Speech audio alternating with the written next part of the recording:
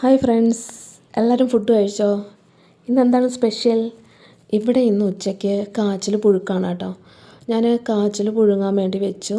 എന്നിട്ട് മുളക് ഉടയ്ക്കാൻ പോവാം. മുളകും ഉള്ളിയും കൂടെ ചതച്ചെടുത്തു. എന്നിട്ട് അതിൽ ഉപ്പും ലേശം വെളിച്ചെണ്ണയും കൂടെ ചേർത്ത് റെഡിയാക്കി വെച്ചു. എന്നിട്ട് നമുക്ക് കാച്ചിൽ റെഡിയായെന്ന് നോക്കാം കേട്ടോ. ഞങ്ങളെ വീട്ടിൽ നിന്ന് വെട്ടിയെടുത്ത കാച്ചിലാണ് ആ വെള്ള കളറിലിരിക്കുന്നത്. മറ്റേതൊരു കളർ മാറിയ കാച്ചിൽ അന്ന് കടയിൽ നിന്ന് ഞാൻ വാങ്ങിയെന്ന് പറഞ്ഞില്ലേ, അത് രണ്ട് കാച്ചിൽ ഒരുമിച്ചാണ് കേട്ടോ പുഴുങ്ങാൻ വെച്ചത്. എന്തായാലും കാച്ചിൽ നന്നായിട്ട് വെന്ത് കിട്ടിയിട്ടുണ്ട്. ഇനി നമുക്കത് പാത്രത്തിലേക്ക് മാറ്റാം.